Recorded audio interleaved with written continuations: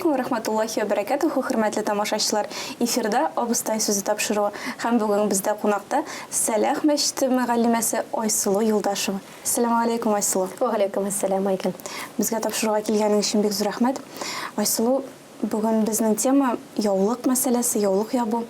Темага керешкәнче иң башта үзең турында, үзеңнең хисләрең турында әйтеп китче. Хиҗабка ничек килдең? Ничек хәл иттең яулык ябырга? Әллә син кечкенәдән шундый даирәдә үсеп, яулык ул синең аерылгысыз бер өлешең булдымы? Бүлешче безгә безнең белән. Әйе, иң беренче чиратта яулык мәсьәләсе хакында бүген сөйләшә торган булгач, инде үземнең әз генәме күпме дип әйткәндәй практикам белән бүлешеп аласым килә. Үземнең хис кичерешләрем хакында әйтеп аласым килә. Аллаһның шушы фарыз гамәле хакында. Мин Питрәч районы Татар Казысы авылында туып үстем. Әлхәмдүлиллаһ, безнең авылда электән дин көчле иде. Намазлар укулар, мөселман хатын-кызларының яулыктан йөрүләре ул гадәти әйбер иде. Электән безгә дә укытучы апабыз, безгә гарәп теле кирәйде, хәтта мәктәптә укытучы апабыз Сания апа менә кызлар инде үсә башлагач, әле без вакытта ул сүзнең мәгънәсендә бөтенләй белән аңлап бетермибез. Кызлар үсә башлагач, башларын, чәчләрен каплап йөрергә тиешләр, яулык бәйләп йөрергә тиешләр дип аңлатканда, біз әле бу вакытта кичкенә кызлар идек, әйтәм бит, аңлап та бетермәгәнбездер, ничек була икән ул үсә башлау дигәннәрдән, әйеме? Шуңа күрә әкрен генә 12-13 яшьләрдә без инде башларыбызга косынка ябып йөри башладык. Һәм бу безгә бик ошый иде. Безгә бернинди дә каршылыклар булмады. Әйтәм бит инде, аннары аның авылда булуы да инде күпкә уңайлы ул яктан, әйеме? Әкрен генә аннары 14-15 яшьләргә җиткәндә, менә 16 яшь 10нчы сыйныфта мин хәтерлим инде яулыкларны бер япканнан, ул вакытта инде зур шарфлар, палантинлар чыга башлады. Әле кибетләр ул хәтлек күп түгел. Палантин яулыкны урап ябып башка 10нчы сыйныфларда инде бу аңа хәтлектә ябай дигәндә, ләкин әйтүемчә, я косынкалардан, я кай вакытларда яулыкларны салган хәлдә килә идек инде мәктәпкә. Инде менә 10нчы сыйныфтан инде моның фарызлыгын, әһәмиятен аңлап, яулыкларны Аллаһка шөкер инде бәйләп куйдык. Инде 11нче класста мәктәпне тәмамлап чыгып киткәндә, чыгарылыш кичәсендә без яулыклардан һәм монда шәһәргә килгәндә дә укырга керергә яулыктан идек, әлхәмдүлиллаһ. Ниндидер авырлыклар булды дип әйтә алмыйм, бәлки менә шул кичкенәдән аңлап үскәнгәдер дә кешеләр теге төрле очраклар хакында сөйлиләр. Әмма Аллаһка шөкер, ниндидер тискәре карашлар да сизгәнем, ниндидер сүзләр дә ишеткәнем булмады, бәлки мен аларга игътибар итәргә теләмәгәнмендер дә. Хәзер инде Аллаһка шөкер, инде яулык ул аерылгысыз бер өлешем итеп тоям. Кызыма да әкрен генә аңлатып җиткергә тырышам, 8 яшьлек кызыбызга. Менә шулайрак яулык ул киресенчә тынычлык бирә, сине кешеләр янында да үзеңне тотканда сиңа тагы да тәвәккәллек, тагы да сине саклап, яклап тора торган бер аерылгысыз бер өлеше дип кабул итәм хатын-кызның. Рәхмәт, Айсылу. Син инде шундый даирәдә үскәнгә күрә дә ничектер җиңел булган, җиңеллек аша булган дип әйтик инде. Ә менә яулык ябуның фарыз икәнлеген шактый үскәч дип әйтик, Алла яшькә җиткәч кенә аңлаучы хатын-кызлар да бар. Я булмаса әлегәчә яулыкның фарызлыгын аңлап бетермәүчеләр бар. Әйтә, шулар өчен сөйләп, шушында тамашачыларыбыз өчен сөйләп китик әз генә. Яулык фарыз. Ни өчен? Шәригатьтә ничек кабул ителә яулык мәсьәләсе? Аңлатчы безгә. Шайтан да бик яхшы сорау, бик дөрес, кирәкле сорау, һәркем аңа җавап тапсын иде тиз арада. Әйеме, менә безнең Коръәни Кәрим китабыбыз бар. Без бит инде аны үзебезнең яшәешебезнең бер күрсәткече, анда язылганнарны без үтәргә, тыйганнардан тыйлырга тиеш дип кабул итеп яшибез, әйеме, мин мөселман кешеләре буларак. Әле кечерәк вакытта, менә шул яшүсмер вакытта Коръән китабын алып тәфсирен, вакытта әле Ногмани тәфсире иде безнең кулларда. Шул китапны алып, анда кайсы җирдә икән безгә фарыз кылынган яулык дип эзләп утырган хәтерлим. Безгә инде апа, менә кызлар 24нче сүрә, ул Нур сүрәсе, аның 31нче аятын укыгыз әле дип әйткән иде. Аны ачып укыганда, анда менә шундый мәгънәдәге аят, әйт мөэмин хатыннарга карарга ярамаган нәрсәдән күзләрен алсыннар, яшерсеннәр һәм гаврәтләрен капласыннар һәм кайбер урыннарын кул менә йөзләреннән, кул беләзекләреннән һәм аяк табаннарыннан гайры башка җирләрен күрсәтмәсеннәр, чит кешеләргә, чит ирләргә дигән шундый мәгънәдәге аят киләме. Һәм шул аяттә, шу 31нче аятта Нур сүрәсенең Шулай ук кайсы урыннарны хатын-кызга мәсәлән шул чәчләр, муеннар, алкалар булсын, балтырлар, куллар дигәндә кемнәргә күрсәтергә яраганлыгы турында да әйтелә. Ягъни шундый кызык кына сораулар да бирелә иде. Сез өйдә дә яулыктан йөрисезме? Сез ирләрегез каршында да яулыктан. Сезнең әтигез чәчләрегезне күрмидер инде юк. Әтиләр, энекәшләр, бер туган абыйлар, бер туган әйме. Әти әнинең бер туган абый энеләре бу хөкемгә керә шулай ук. Мәхрәм дип әйтәбез Хөкемендә диләр инде. Ягъни без аларга тормышка чыга алмаган кешеләр, әлбәттә безнең чәчләребезне, муеннарыбызны, кулларыбызны күрә алалар. Ирләребез хакында инде аерым. Алар инде гомумән ир белән хатын арасында гаврәт дигән төшенчә юк бит инде. Менә монда гаврәт темасына, мәхрәм темасына кагылганнан барбер әйтеп китикче. Гаврәт бит ул ир белән хатын арасында гына түгел, хатын-кыз белән хатын-кыз арасында да була. Шулай бит инде. Менә без әйтәбез, безнең чәчләрне башка хатын-кызлар күрә ала дип. Мәсәлән, бүлмәдә хатын-кызларына булса, без анда яулыксыз да йөри алабыз дип. Бу дөрестән дә шулаймы? Әллә барбы күрсәтергә ярамаган хатын-кызлар да бармы? Башка диндәге хатын-кызлар өчен безнең калган кешеләргә гаврәт ничек булган булса, йөзләребез беләзеккә кадәр куллар һәм аяк табыннары башка диндәге хатын-кызлар өчен дә безнең шул хөкемдә калабыз. Шулай гаврәт. Мәсәлән, туганыбыз килде, кардәшебез килде, мөселман дус кызыбыз, әниләребез әйеме, аларга инде бездә гаврәт дигән төшенчә биредә кендектән алып тезгә кадәр без инде үтәргә тиеш гаврәт дигән хөкемне биредә дә. Ягъни монда да бер шикләр бар. Һәр нәрсәдә үзенең бер шикләре, үзенең бер тәртипләре әлбәттә бар. Дөрес кием дип әйтик инде. Булырга тиешбез барбыр. Идә булсак та бөтенләй шишенеп бетеп йөри алмыйбыз. Аның бит инде ансы да бар. Менә әйтик, улларыбыз үзеп җитеп килә. Алар алдында без бит инде бер теге үз киемебезгә игътибарлы булырга тиеш. Әлбәттә, улыбыз чәчебезне күрә ала, кулларыбызны, аякларыбызны, ләкин инде үсеп килә торган, җитегеп килә торган улларыбыз янында да бер әзрәк кенә тыйнаклык белән киенергә тырышабыз инде. Анарымда тәрбияви моментта бар бит. Хатын-кызның нинди булырга тиешлеген күреп үсә, безнең улларыбыз әниләргә карап бәялиләр бит инде барбыр. Киләчәктә хатын-кызның нинди булырга тиешлеге, идән үзен ничек тотырга тиешлеген шуңа күрә үрнәк әйтсәк тә буладыр. Әлбәттә, булар барысы да бик мөһим. Аннары гаврәт хакында тагын әйтеп тә китим. Пәйгамбәрбез саллаллаһу алейхи ва салламның йортына Әбу Бәкр радиллаһу анһуның кызы Әсма килә.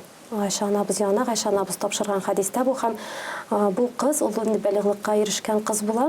Нәзик кенә юка гына була киеме һәм пәйгамбәрбез әз генә читкәрәк борылып, и Әсма ди бәлиглыкка ирешкән хатын кыз менә шушы урыннарыннан гайры җирләрен күрсәтергә инде тиеш түгел чит-ятлар янында ди. Һәм менә шул күрсәткәндә инде ул йөзләре белән кул беләзекләрен күрсәткән дип риваять ителә пәйгамбәрбезнең. Менә булар әлбәттә безгә төп фарызлар булып тора инде. Аннары Әграф сүрәсе ул 7нче сүрә. Аның исеме дә пәрдә дип атала. Мәгънәсе тәрҗемәсеме анда 26нчы аятында килә аның. И адәм балалары, без сезгә ди гаврәтләрегезне капларга матур киемне бирдек ди. Тәкъвалык ди иң матур кием ди. Шуңа күрә яулык дигәндә, шәригатьчә киенү дигәндә, мөселманча киенү дигәндә иң беренче чиратта аңларга тиешбез. Ул бер тукыма гына түгел. Тәкъвалык. Без нинди ният белән бәйлибез яулыкларыбызны өйдән чыгып киткәндә, чит кешеләр янына барганда, без ни сәбәпле киябез озын киемнәребезне. Менә булар барысы да бер генә нияткә, Аллаһ ризалыгын алуга, Аллаһның әмрен үтәүгә, тәкъвалыкка ирешүгә кайтып калырга тиеш. Менә нияткә дип әйттем, еш кына без беләбез, яулык кию, тыйнак итеп киенү ул фарыз. Без шулай киенергә тиеш. Без шундый ният белән киябез. Шулай язылган бит инде. Кайчаганда сырыйбыз да, сырыйлар да хатын-кызларны. Менә нәрсәгә инде син ул башында шул яулык? Нәрсә үзгәрә аңа карап? Син бит әле яшь, син бит әле матур. Шулай кирәк. Шуннан артыгын аңлата алмыйда кебек. Ник кирәк дигән сорауга. Менә дөрестән ник кирәк соң ул яулык? Менә биредә бик кызык кына мисалны китереп үтәсем килә. Китереп үтәм. Безгә шулай әйтелгәндә, 13-14 яшьләрдә кызлар, менә кыз балалар үсә башлач яулыклар бәйләргә тиеш дип, без балалыгыбыз белән уйлыйдык аны. Дип уйлыйдык. Чәчләр тузгынып йөри бит инде, алар төшеп китә бит инде, таралып йөргәндә бит матур түгел бит инде. Безгә әбиләргә әйтә бит инде, чәчләрегез җыеп йөрегез, башларыгыз тузып йөрмәсен дип. Шуның өчен кирәктер инде, чәч тузгынып йөрмәсен өчен, ризыкка төшмәсен өчен кирәктер инде дип уйлыйдык, әйме. Менә һәр нәрсәнең бит инде аның бер асыл максаты бар, төп нияте бар, нәрсә өчен эшләнә дигән әйбер. Намазны Аллаһ ризалыгы өчен ирешер, Аллаһ ризалыгына ирешер өчен укыйбыз. Калган гамәлләр белән дә шулай угыймы? Яулыкның да аның максаты менә хатын-кыз өйдән чыгып киткәндә, әлбәттә ул бүтән кешеләр белән аралашканда, күрешкәндә, без бит инде барыбыз да җәмгыятьтә йөрибез, гел аралашып торабыз. Чит ирләр белән дә очрашабыз. Хатын-кыз ул гаурәтен каплап, үзенә, ягъни ирләрдә аңа карата ниндидер хис кичерешләр тудырмыйча аларны саклый, аларның гаиләләрен саклый. Бу ир кешеләр аларга мөслимә дип карый, йөзенә карап сөйләшә, хөрмәт белән сөйләшә. Ниндидер гозерләре булса, эш буенча аларга аралашырга туры килсә дә, алар бары тик күтәрелеп тә карамыйлар. Алар бары тик шул эш хакында сөйләшә, йөзләргә карап. Ир кеше инде башка бер хакында уйламый, хатын-кыз капланган, тиешле шәригатьчә тиешле дәрәҗәдә киенгән, ягъни шушы Аллаһның шушы әмрен үтәгән хатын-кыз белән ул бөтенләй башкача аралаша. Һәм моны аңларга кирәк. Хатын-кыз үзен саклый. Менә аның максаты шунда. Мин мәсәлән, ниндидер бер матур ниъмәтем, бүләгем бар икән минем. Мин бит инде бүтән кешегә аны таратып күрсәтеп, мактанып йөрергә теләмәс идем. Мин аны ничектер саклабрак тотам, ниндидер тортмада саклыйм. Менә бүтән нәрсәнең дә тышлыгы бар. Менә безнең ниндидер матур бүләкләрне дә без матур итеп төреп бирәбез, ачып бирмибез бит инде бүләкләрне тапшырганда. Матур савытларга салып, шулай итеп тапшырабыз. Менә һәр нәрсәдә дә менә шушы тәртип сакланырга тиеш. Айсылуаннан тагын бер мөһим сорау бар инде. Еш кына әйтергә яраталар. Пенсияга чыккач яулык ябармын әле, пенсияга чыккач намаз укырмын әле дип. Кайчан яулык ябу тиеш? Менә яулык ябу хакында алдан ук әйтеп киткәнемчә, кыз балага бит инде ул әмер кылынган гамәл, ирләр бит инде яулык ябу вазифасы аларга йөкләнмәгән. Кыз бала бәлиглыкка ирешкәч тә, менә Пәйгамбәребезнең хадисендә дә китердек, бәлиглыкка ирешкән кыз бала инде була йөрергә тиеш түгел. Шул урыннарын инде генә күрсәтә ала дип, йөзен кул беләзекләрен күрсәткән Пәйгамбәребез, саллаллаһу алейхи ва саллям. Менә кыз балага инде бәлиглыкка ирешә башлагач, бу инде безнең караганда 9-12 яшьләр дип карала. Менә хәзерге көндә караганда кыз баланың бәлиглыкка ирешә башлау чоры. Менә бу вакытларда инде алар үсә, үзгәрә башлый, карап, тышкы яктан караганда да бу вакытта инде алар әдәпле матурлык, күркәмлек, ояла белү дигәнне аңлап, аңлый башларга тиеш. Ягъни менә шушы бәлиглык яшендә инде әкрен генә, бәлки тиз генә уңайсыз да булыр кыз балага, яулыклар, озын күлмәкләр киергә, ләкин әкрен генә ияләштерә башларга кирәк кызларыбызны. Башларына бәйләтергә, кидерергә бөтен матур нәрсә генә юк, мөмкинлекләр бар, кибетләребез эшләп тора, матур күлмәкләр белән кызларны җәлеп итәргә була. Әкрен генә шәригатьчә киемгә мәхәббәт уянырга тиеш кыз балаларда. Менә шушы бәлиглык яше инде без беләбез, күрем башлану белән инде бу әйтелә бит инде. Әкрен генә кызларыбызга аның хакында да аңлата башлау кирәк, куркып калмасыннар, белеп торсыннар. Бу ниндидер бер вазифалар тагын йөкләвен белеп торсыннар өчен, намаз ягыннан, мөселманча киенү ягыннан. Менә булар барысы да бик мөһим. Кызлар белән алданрак эшли башлау һәм менә шушы яшькә җиткәндә, бәлиглык яшенә кергәндә мөселманча киенү хакында, аның мөһимлеге хакында әйтү бик кирәк. Аннан тагын бер фикер яши җәмгыятьтә. Яулык япкан хатын-кызга кыен. Җәмгыятьтә үзен табарга, кияүгә чыгарга, эшле булырга, ашлы булырга бик кыен дигән фикер. Син ничек уйлыйсың бу хакта һәм үзеңнең шундый авырлыклар белән очрашканың булдымы? Соңгы сорауга җавап бирүдән башлыйм әле. Мин андый авырлык белән очрашмадым, Аллага шөкер. Ләкин очрашкан кешеләр дә бардыр һәм бар. Мин аларның да хәлләрен бик аңлыйм. Нәрсә генә дисәк тә, бүгенге көндә инде мондый проблема юк дәрәҗәсендәдер. Чөнки мөслимәләр бик күп, мөселман хатын-кызлар өчен бөтен шартлар тудырылып килә, эш урыннары да җитәрлек, менә кайдадыр хәләл шартларда гына эшли торган оешмалар ачыла, намаз укырга урыннар да бар, мөселманча шәригатьчә киенү киресенчә шарт итеп куелган урыннар да бар, Шуңа күрә бүгенге көндә андый проблема юктыр дип әйтәм мин. Бәлки моннан 15-20 еллар элек эш табу ягыннан минем андый проблема булмады дип әйтәм. Минеке кебек, ләкин андый проблема булган кешеләр бардыр алар. Мин аларны да бик аңлыйм. Кайдадыр дресс-кодлар үтәлергә тиешле булган җирләрдә үз профессиясе буенча эш таба алмаган хатын-кызлар булгандыр, моннан 15-20 еллар элек дип әйтәм инде. Хәзер күпкә җайлырак Мин Аллаһка шөкер мәктәпләрдә дә, хастаханәләрдә дә шәригатьчә киенгән ханымнарны, кызларны күрәбез. Хәтта менә бер шундый очракны да әйтеп үтәм. Бер табиба танышым әйтә, Айсылу менә шундый хәл ди, безнең бүлектә ди башларны каплау кушылды ди. Бу хастаханәдә. Мин ди яулыкка киләсем ди, ябасым Аллаһ Тәгалә миңа шундый бүләк ясады, юлларымны тагы да ачты. Юлларымны ачты һәм эшем җиңеләйтте дип куйдым. Яны өчен бик шатландым. Менә моны Аллаһ Тәгаләнең бер хикмәте дип күрдем инде мин. Кияүгә чыгу мәсьәләсендә миңа калса ират хатын кызын очрашып йөргән кызны әгәр дә күрсә балаларымның әнисе дип, мин шушы кешене ихластан хөрмәт итәм, яратам, тормыш юлымны аның белән үтәргә телим дип уйласа, ул инде аны шәригатьчә киенгәне бар тик куаначак кына. Әгәр дә инде үзе дә үти торган ир-егет булса, ул инде моны бер Аллаһның бер бүләге итеп кабул итәчәк. Шуңа күрә проблемалар юктыр дип уйлыйм, Аллаһ бирсә. Айсылу, без инде шушы стереотиплар темасына кирип киткән икән, тагын нинди мифлар белән, ялгыш уйлар белән очрашканың бар? Хатын кыз бит инде гаилә учагын саклаучы диләр. Бу инде элек-электән шулай дип килгән. Мөслимә, мөселман хатын кызы өйдә ул балалар тәрбияли, өйне карый, һәм аның бөтен вазифасы шуның белән чикләнә дип дигән фикерләрне ишетергә туры килә, ләкин хатын кыз ул бүгенге көндә бигрәк тә ул үзенең профессиясе ягыннан да камилләшергә, төрле проектларда җитәкләргә, җәмгыятькә дә файдалы булып, әлбәттә шәригать кысаларына чыкмыйча эшләргә, яшәргә, иҗат итәргә һәм гомумән алга барырга гаиләсендә балаларына, кызына, улларына, кызына бер үрнәк булып, иренә бер тагын шулай ук бер үрнәк хөрмәт итә торган шәхес буларак җәмгыятькә файдалы булып яшәргә мөмкин. Шуңа күрә мөселман хатын кызы башка бер нидә эшли алмый икән, бар тик инегенә тәрбияли икән ул дип әйтелгән фикерләр, алар бер дә дөрес фикерләр түгел. Аннан бит инде бүгенге көндә хатын кыз үзен һәр яклап ачарга, һәр яклап күрсәтергә тырыша. Шуның белән дә бәйлдергән инде заман таләбе дип әйтергә була.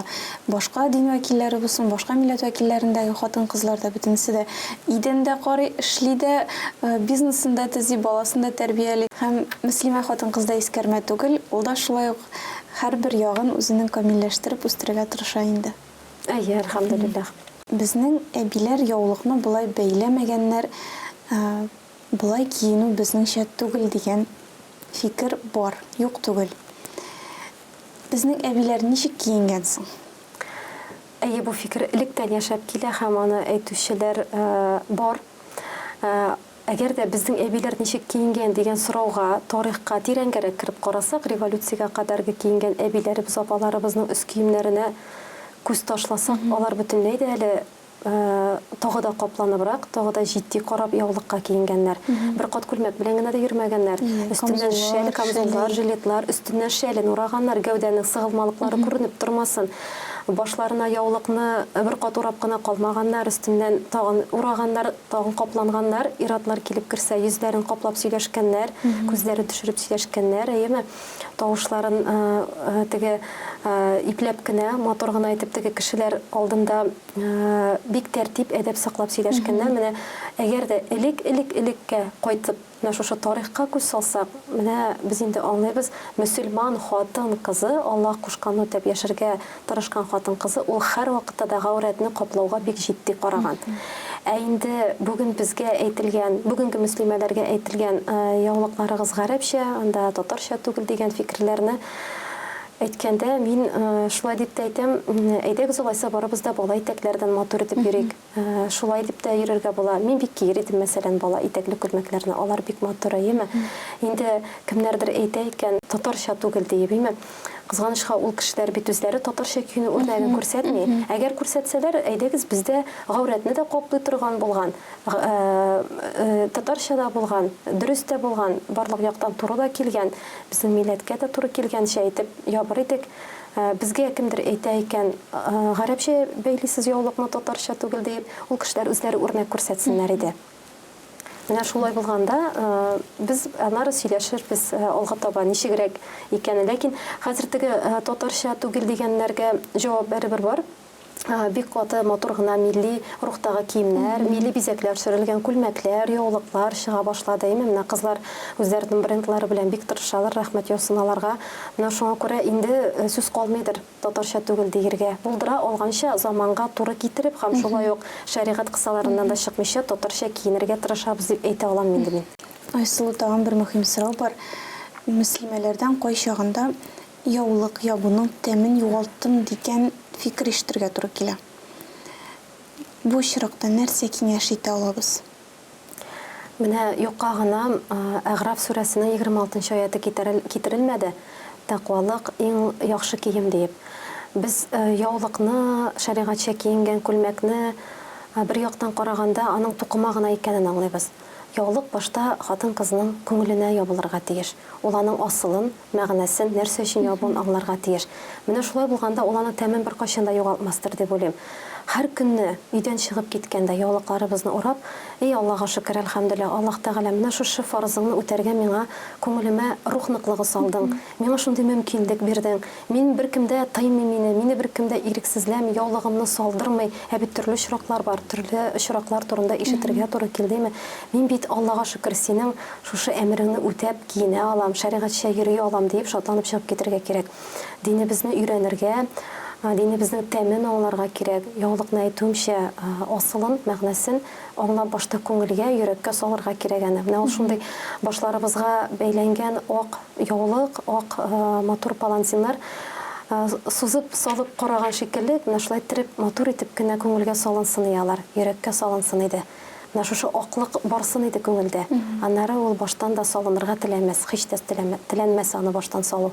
Һәм Аллаһ Тәгаләдән сораргадыр инде. Әлхәмдүлилләh, инде дип әйтеп шөкер әйтергә һәм инде Аллаһ Тәгалә соңгы сулышларыма кадәр шушы фарызларыңны үтәп, ислам динендә булып, син кушканнарны үтәп, тыелып тыйганнарыннан яши алсак иде дип сорарга кирәк Аллаһ Тәгаләдән. Чөнки бер генә гамәлне дә үзебезнең иркебез белән генә кылмыйбыз, барысы да Аллаһ Тәгаләнең безгә биргән рәхмәте. Иманыбыз да Аллаһның безгә биргән рәхмәте, үтәп яшәүебез дә, үти алуыбыз да, Рамазан айларында айлар буе ураза тута алуларыбыз да булар, барысы да безгә Аллаһ Тәгаләнең бер бүләге, нигъмәте, җиңеллек бирүе белән башкарыла. Айсылу, инде хәзер бераз нәтиҗә ясап, яулык ябарга теләгән кызларыбызга, хатын-кызларыбызга һәм гомумән безнең тамашачыларыбызга нинди теләк киңәшләрең бар? Динебезне өйрәнергә кирәк. Тарихта булган, пәйгамбәребез вакытында булган мөселман хатын-кызларыбызның тарихлары белән, аларның кыйссалары белән танышырга кирәк. Аллаһ Тәгалә турында өйрәнергә кирәк. Аллаһ Тәгалә бит безгә буларның барысында фарыз итеп биргән һәм безгә ул аны яхшылык ягыннан, безгә хәерлелек теләп, менә безне саклар өчен, безгә зыян китермәсеннәр өчен, бер яклатып та, нинди яктан да безгә зыян китмәсен өчен кушкан. Шуңа күрә Аллаһ Тәгаләне яратып, аның турында өйрәнеп, динебезне өйрәнеп, ислам диненең матурлыгын өйрәнеп, гыйлем алып яшәсәк, яулыкка мәхәббәттә уяныр. Калган фарыз гамәлләргә дә мәхәббәт уяныр. Диннең күркәмлеген күреп яшәргә тырышырбыз, Аллаһ берсә шулай булса. Менә шундый фикердә мин һәм яулык ябарга теләгән, ләкин куркып калган кызларга әлбәттә инде дуга. Иң беренче чиратта дуга. Күңелләрдә, ниятләрдә булган Аллаһ Тәгалә үзе белә. Әгәр дә менә әйттем бит, хастаханәдә эшләгән танышым хакында яулык бәйләргә теләгән иде һәм аларның эшләрендә, бүлекләрендә баш киемнәре белән йөрергә кушылган, башны капларга, чәчләр төшмәсен өчен. Менә шундый очраклар да була тормышта. Аллаһ Тәгаләдән шуңа күрә сорарга кирәк. Эй Аллаһ Тәгаләм, инде җиңеләйт бу юлны. Синең кушканыңны үти алырлык дәрәҗәдә миңа рух ныклыгы бир, иман байлыгы бир, тәвәккәллек бир, юлларын ач. Төрле яклатып җиңеллеген бир миңа, хәерлесен бир дип сорарга кирәк. Менә иң мөһиме шул. Шуннан башлана эш. Айсылу, әлегә яулык ябарга тәвәккәлли олмаган хатын-кызларыбыз эшне нәрсәдән башлый алалар? Менә без кайбер хатын-кызларны шулай күрәбез, әйме биләгән вазифалары белән, бәлки эшләгән эш урыннары белән төрле очраклар була бит инде. Кайбер хатын-кызлар әлегә яулыкларын башларына сала алмыйлар. Ләкин инде ничә еллар бер ачык киемнәр кимиләр. Кыска киемнәр, куллар, күкрәкләр ачык булган киемнәрне инде алар бөтенләй гардеробларында андый киемнәр юк. Менә эшне гауратны каплаудан башларга кирәк. Түшләрне каплаган, кулларны, аякларны каплап торган, завыклы, матур, озын күлмәкләр бит бер дә бик матур. Бер дә алар хакында килешми дип берәүгә дә әйтеп булмый. Хатын-кызларга һәр вакытта да озын кием килешә, каплаулы кием килешә. Менә әкрен генә гаврат каплауның шушы өлешеннән башласалар, Аллаһ бирсә, инде башка да яулыгы бәйләнер, матур итеп башка яулыгы салыныр дип уйлыйм мин. Менә шуннан башларга кирәк эшне. Инде Мин бер яулыктан түгел инде, яулыгымны бәйләмим әле мин, бәйле алмыйм әле мин. Ярар инде, ачык киемнәр киям инде шуңа күрә дип әйтмик шуңа күрә. Инде менә яулык бәйләргә мөмкинлек булмаса, әлегә яулыкка килеп җитә алмасак, тотына алмасак яулыкка, гаврәтләрне каплый торган киемнәр киюдән башларга кирәк эшне. Гардеробны тутырырга кирәк шундый киемнәр белән. Һәм Аллаһ Тәгалә әкрен-әкрен юлларын да ачып җибәрер. Без бит беләбез, Аллаһ Тәгалә әйтүенчә, бер адым ясагыз, мин сезгә йөгереп килермен ди.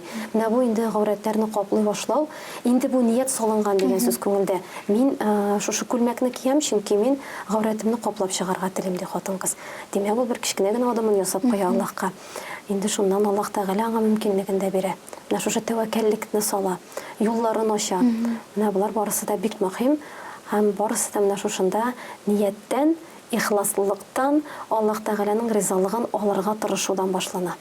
Айсылуынан әңгәмә безнең башында үземнең 8 яшьлек кызыма да аңлатырга тырышам дип әйттең. Балаларга ничек сеңдерергә менә шул турыда да әйтеп китче. Балалар инде алар аерым тема, алар турында аерым сөйләшергә дә була. Балалар инде алар иң беренче чиратта безне күреп, безнең үрдәктә тәрбияләнәләр. Әгәр дә мин үзем яулыктан булмасам, кызым яулык ябырга кирәк икән, син ябы инде әйдә дип әйтә алырмынмы икән. Әлбәттә, ул минем яулыктан булуымны һәр көнне күрә. Һәр көн мин идән чыгып киткәндә башыма ураганымны күрә, үз киемнәремне игътибар итә, күлмәкләремне күрә, ниндидер матур күлмәк сатып алдыммы, мин аңа күрсәтәм. Башта кызым кара әле нинди матур озын күлмәк дип. Әйе, ни ди ул. Мин инде аңа әкрен-әкрен кызым, менә башны каплап йөрергә кирәк дип башына китереп йөртәм. Дөрес әле тулысынча әле 8 яшь кенә булгач тулысынча әле яулыктан йөри дип әйтә алмыйм, ләкин инде мин аны әкрен-әкрен маңа ияләштерәм, аңлатам. Элек әле 3-4 яшьлек вакытларда өйдә кия торган киемнәре дә теге кысып тора торганрак, сыланып тора торганрак футболкаларча, балаларча йөриләр. Без бит инде беләбез, билгеле бер яшькә хәле балаларда әле гаврәт дигән төшенчә бөтенләй булмый, алар әле аннан уялмый да, читенсенми дә, рәхәтләнеп йөриләр. Инде менә хәзер 8-9 яшькә җитү, ул инде үсә башлау дип аңлыйбыз. Без бу моментларны инде хәзер кызым өйдә аның үзенең киеп йөри торган апалары биргән иркен күлмәкләре дә бар. Шул күлмәкләрен киеп йөрү әкрен-әкрен ияләшә инде.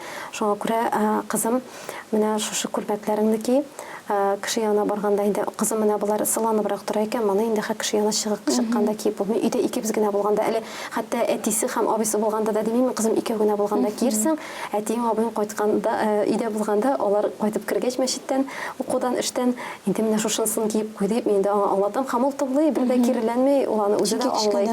Кичкенәдән күреп үсә, ул хәзер әкрен-әкрен бер үзе дә ояла башлады, сыланып торган киемнәрдән, ул инде йөрергә теләми хәзер. Малайлар да бар, күреп үсергә тиеш бит инде аны. Хатын әлеге дә баягы хатын кызның инде булырга тиешлеген дигәндәй, балаларга да, малайларга да аңлатырга кирәктер. Минем улыма 3 яшь, ул урамда яулыктан кыз берәр хатын кызны күрсә, әни бу син ди. Яулыктан булган бөтен кеше әни димәк теге, әни кебек яулыктан булырга тиеш дигән уй сеңә балага. Менә бу үрнәк һәм бу бала психологиясе. Минем килемдәшемнең балалары, игезәк балалар, алар урамда яулыклы апаларны күрсәләр, Айсылу апа дип әйтә торган булганнар әниләренә. Минем дус кызым инде ул әйтә иде, Айсылу кемне күрсәләр дә син диләр инде дип. Менә димәк алар мине гел күреп тә тормый инде. Кичкенә чакта күргәннәр инде, күргәләгәннәр, менә аларның башларына яулыклы кыз, яулыклы апа, ул безнең Айсылу апа дип сеңеп калган, күрсәләр дә Айсылу апа дип әйтә торган булганнар. Әле вакытта теге Айсылу дип тутырып та әйтә белмиләр. Апа дип мине әйтә торган булганнар инде. Менә ул аларга салынган, сеңгән ул аларга. Бездән тора инде киләчәк буынның инде булуы һәм ничек тәрбияләү бездән барысы да. Балаларыбызга үрнәк булып, киләчәк буынны дөрес итеп тәрбияләргә насыйп булсын инде. Үзебезне тәрбияләп һәм балаларыбызны тәрбияләп. Әмин, Айгөл, әмин шулай булса иде. Бездән бары тик яктылык, нур гына алып калсыннар, чөнки бездән соң аларга бу җир йөзендә яшәргә, киләчәк буыннарны тәрбияләргә менә чылбыр кебек менә бу буыннар бәйләнеше барачак, һәм без нәрсәдә булса бирә алмадык икән, монда бу шара кала. Без тутыра алдык икән шул бу шараны яктылык белән, матурлык белән, гыйдем белән, дөрестлек белән аларга алга таба җиңелрәк булыр, Аллаһ бирсә. Айсылу, безгә кунакка килгәнең өчен бик зур рәхмәт. Бик кызыклы әңгәмә булды. Шәхсән үземә бик файдалы булды. Тамашачыларыбызга да файдалы булгандыр дип өметләнеп калам. Киләсе очрашуларда сине кабат көтәбез. Аллаһ рәхмәт яусын. Ассаламу алейкум ва рахматуллахи ва баракатуһ. Әмин, Айгөл, файдалы булсын иде һәр кемгә. Ва алейкум ассалам. Хөрмәтле тамашачылар, сезне киләсе тапшыруларда да көтеп калабыз. Ассаламу алейкум ва рахматуллахи ва баракатуху.